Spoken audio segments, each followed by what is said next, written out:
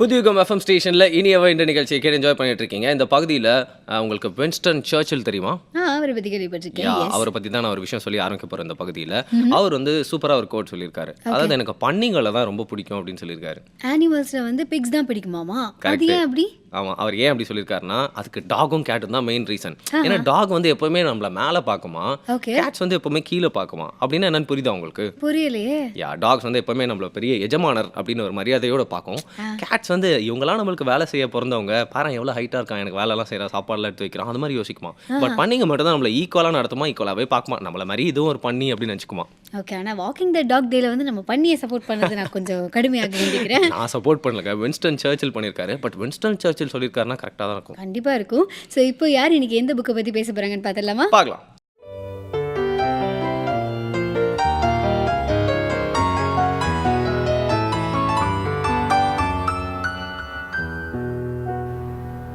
இந்த சதுரங்க பலகையை பார்க்கும் போதெல்லாம் எனக்கு எம்இ வெங்கட்ராமனுடைய நினைவு வரும்.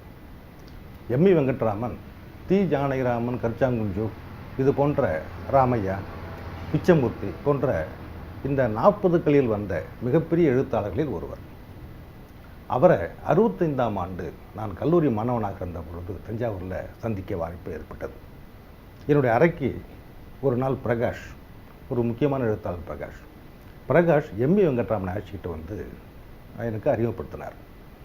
வெங்கட்ராமன் கையில் ஒரு 400-500 பக்க பவுண்டு பண்ண நோட்டு கையில் இருந்தது. அதை என்கிட்ட கொடுத்து, இதில் ஒரு 10-12 கதைகள் இருக்குது சார், இந்த வியாசருடைய மகாபாரதத்தில் தென்படக்கூடிய ஒரு 10-12 அழகிகளை இந்த கதையில் எழுதியிருக்கேன், நீ கொஞ்சம் பாருங்களேன், பார்த்துட்டு உங்கள் அபிப்பிராயம் சொன்னால் நல்லாயிருக்கும் அப்படின்னு நான் சொல்கிறார்.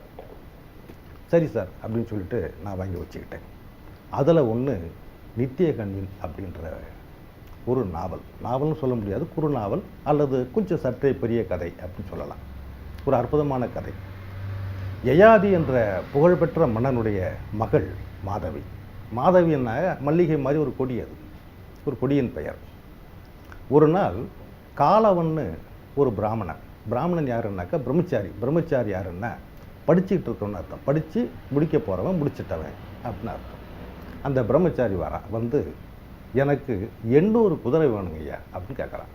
800 குதிரையும் வெள்ளை குதிரையாகவும் காது கருப்பு நிறமுள்ள குதிரையாகவும் இருக்கணும், ஒரு காது கருப்பாக இருக்கணும்.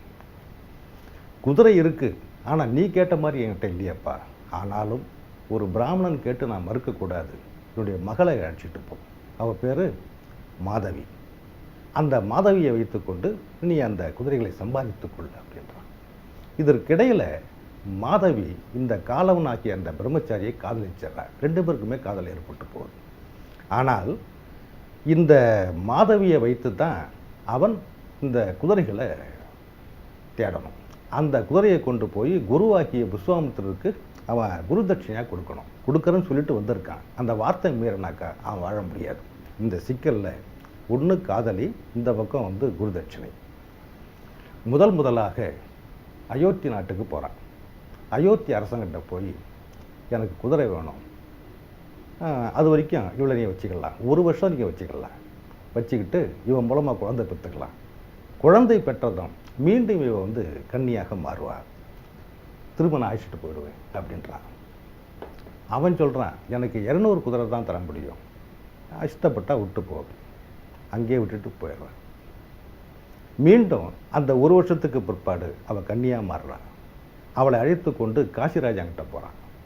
அவனுக்கும் 200 குதிரை தான் என்னால் தர முடியும் அப்படின்றான். 200 குதிரையை வாங்கிட்டு அவளை விட்டுட்டு போயிடுறான்.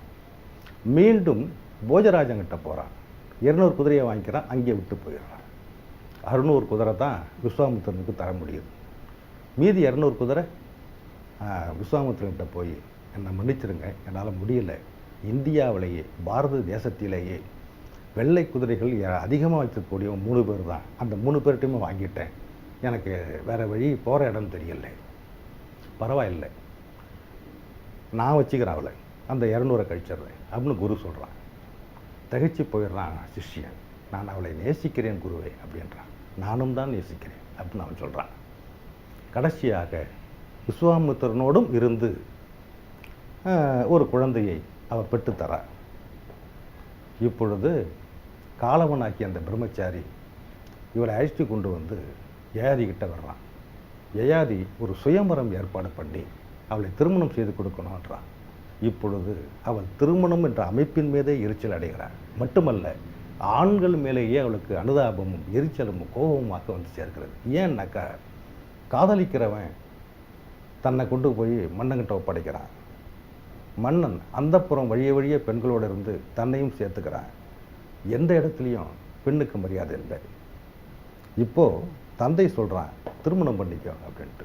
நான் ஒரு சுயம்பரம் ஏற்பாடு பண்ணுறேன், திருமணம் பண்ணிக்கோ. அப்போ சொல்கிறா அவ, பெண்ணுக்கு ஒரு அறம்னு ஏதாவது இருக்கா?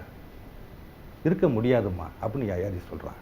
ஏன் அப்படி இருக்க முடியும்? நான் ஒரு மனுஷி இல்லையா? எனக்கு அறம் தேவை இல்லையா? எனக்குன்னு ஒரு அறம் இல்லையா?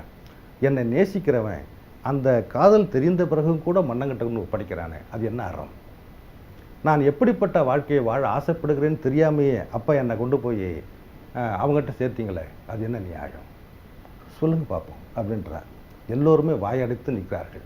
கடைசியாக அவர், எனக்கு சுயம்பரம் வேண்டாம் என்று சொல்லிவிட்டு காட்டை நோக்கி தவம் செய்ய புறப்படுகிறாள் அப்படின்னு முடியும் அந்த கதை. எனக்கு தெரிந்து கடந்த 50-60 ஆண்டுகளுக்குள்ள பெண்ணின் பக்கமாக பெண்ணின் நியாயத்தை வலியுறுத்தி பெண்ணின் அறத்தை, மானுட அறத்தை வற்புறுத்திய 65 ஆண்டுகளுக்கு முன்னால் எழுதப்பட்ட ஒரு நாவல் நித்தியகனி மட்டும்தான்.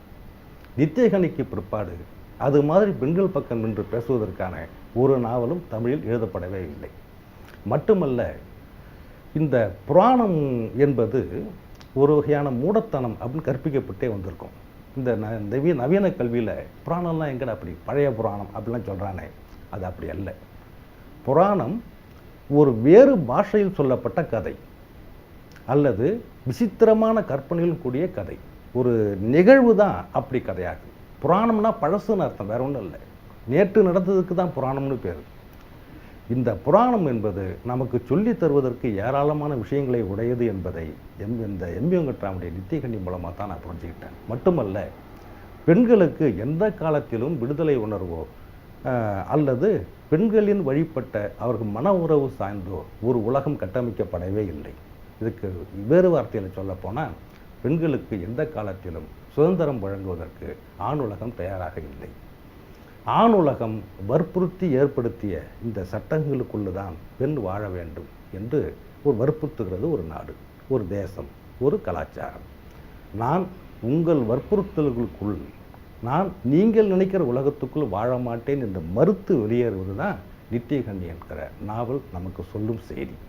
ஆக எல்லா விதமான ஆதிக்கத்திலிருந்தும் மேலாண்மையிலிருந்தும் பெண்குலம் ஒரு விட்டகன்ற விடுதலையை நோக்கி போய்கொண்டிருக்கிறது. அந்த பயணம் நிச்சயமாக வெற்றி பெறும்.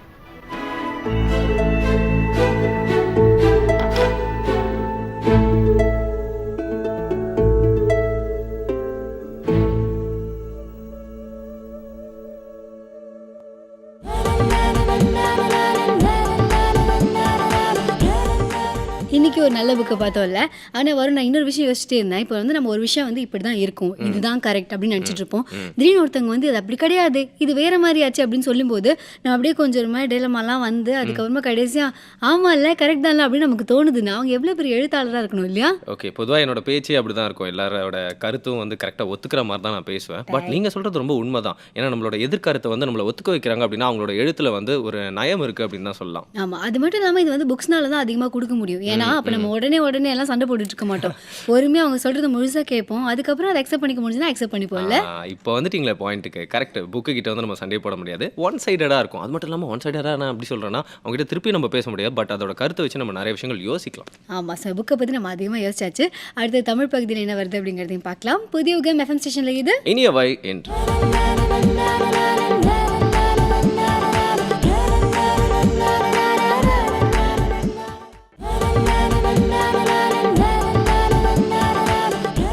இனிய வயது நிகழ்ச்சியை கேட்டு என்ஜாய் பண்ணிட்டு இருக்கீங்க புதியுகம் எஃப்எம் ஸ்டேஷன்ல with me Varun and Anandhi. இந்த பகுதியில் வந்து கபிலன் சார் வந்து பேச போறாரு. ஓகே, கபிலன் வைரமுத்து அவர்கள் Yeah. எதை பத்தி பேச போறாரு, எந்த பாட்டை பத்தி பேச போறாரு? கரெக்டாக கண்டுபிடிச்சிட்டீங்க. என்னமோ ஏதோ அப்படி ஒரு பாட்டு இருக்குல்ல கோபடத்தில். எதுக்குடா நீ பாடியெல்லாம் ஆரம்பிச்சேன்? நான் பாட இன்னும் ட்ரை பண்ணல. ஓகே எனிவே அந்த பாட்டை பற்றி தான் பேச போறாரு. ஓகே, இது வந்து அவரோட அண்ணா மதன் கார்கே அவர்கள் அவங்க எழுதின பாட்டு தானே இது? ஆமா, அவர் எழுதிட்டாரு. பட் இது இவர் வந்து ஆராய்ஞ்சு ஒரு விஷயத்தை நம்மளுக்கு விளக்கி சொல்ல போறாரு. ஓகே, அண்ணா எழுத தம்பி விளக்க. சரி, ஓகே, என்ன சொல்ல அதை போறாங்க நம்ம அப்படிங்கறத பார்க்கலாம். ஒரு சில ஆண்டுகளுக்கு முன்னால் செம்மொழி மாநாடு அப்படின்னு ஒன்று நடந்தது. ஒரு மொழி வந்து எப்போ வந்து செம்மொழின்னு சொல்லப்படுது அப்படின்ற ஒரு விவாதம் வந்து மிக பரவலாக இலக்கிய உலகத்தில் மட்டும் இல்லாமல் வெகுஜன ஊடகங்கள்லேயும் வந்து நடந்தது. அதில் எல்லாரும் வந்து ஒரு ஆராய்வு பண்ண ஒரு விஷயம் அப்படின்றது, ஒரு மொழிக்கு வந்து நல்ல இலக்கியங்கள் இருக்கணும், செவ்வியல் இலக்கியங்கள் இருக்கணும், மிக பழமை வாய்ந்த மொழியாக இருக்கணும் அப்படின்னு ஒரு சில கூறுகள் வந்து ஆராய்வு பண்ணாங்க. ஆனால் அது மட்டும் கிடையாது. ஒரு மொழி வந்து மாறி வரும் சமூகத்திற்கு ஏற்ப புதிய சொற்களை, புதிய கலை சொற்களை வந்து உள்வாங்கக்கூடிய ஒரு தன்மையுடைய ஒரு மொழியாக இருக்கணும், ஒரு உள்வாங்கக்கூடிய ஒரு அமைப்பாக ஒரு மொழி இருக்கணும். அப்படி வந்து தன்னை மாற்றிக்கொள்ள முடிந்தால்தான் ஒரு மொழியால் வந்து நீட்சி பெற முடியும் அப்படின்றது சில அறிஞர்களின் கருத்து. இது வந்து பொதுமக்களின் கருத்தும் கூட. இப்படி நம்ம பேசிகிட்டு இருக்கும்போது இன்றைக்கி நம்ம காதுகளில் சில பாடல்கள் வந்து விழுது. சில என்ன சொல்கிறது, ஒரு காமெடி பஞ்ச் டைலாக்ஸை வச்சு பாடல்கள் வந்து விழுது. நிறைய ஆங்கில வார்த்தைகள் கலந்த பாடல்கள்லாம் வந்து நம்ம காதில் வந்து விழுது. என்னடா பாட்டு எழுதுகிறாங்க அப்படின்னு சில பேர் சலிச்சுக்கிறாங்க. இது ஒரு பக்கம். ஆனால் இன்னொரு பக்கம் மிக அழகான மொழி முயற்சிகள்லாம் திரைப்பாடல்களில் நடந்துக்கிட்டு தான் இருக்குது. நம்ம பாடலாசிரியர்கள், இளைய தலைமுறை பாடலாசிரியர்கள் தாமரை, நாமுத்துக்குமார், மதன் கார்கி எல்லாருமே வந்து புதிய புதிய முயற்சிகளை வந்து செஞ்சுக்கிட்டு தான் இருக்காங்க.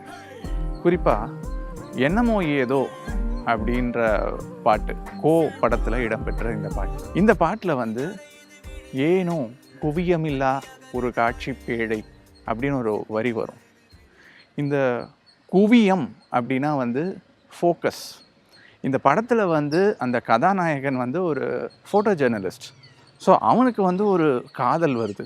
அந்த காதல் வர்றது மூலமாக வந்து அந்த உணர்வின் மூலமாக அவன் பார்க்குற காட்சிகள் எல்லாமே அவனுக்கு ரொம்ப ஒரு பிளர்ராக தெரியுது.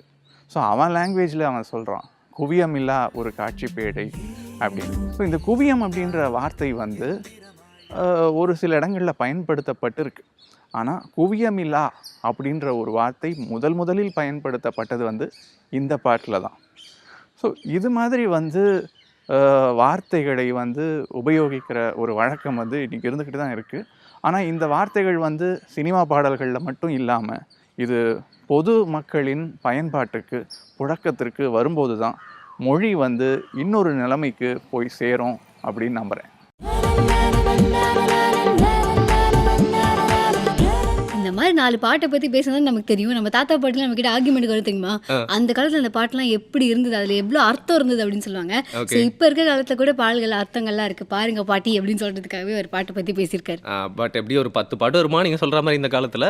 செம்ம நிறைய இருக்கும். ஆராய்ச்சி பார்த்தா தான் தெரியும். ஒரு நாளைக்கும் பார்க்கலாம். ஹலோ, ஓல்டுக்கு நான் சப்போர்ட் பண்றேன்னு நினைக்காதீங்க. நான் கேட்ட வரைக்கும் பழைய பாடல்கள்ல வந்து ஒரு வரியிலேயே நிறைய மீனிங் இருக்கு. புரியுதா? அப்படியா? சரி, ஓகே. நம்ம இதுல இருந்து ஆர்குமெண்ட் கூட எல்லாம் போக வேண்டாம். அடுத்து என்ன பகுதி வருது அப்படிங்கறத பார்க்கலாம். புதியுகம் எஃப்எம் ஸ்டேஷன்ல இது இனியவை என்று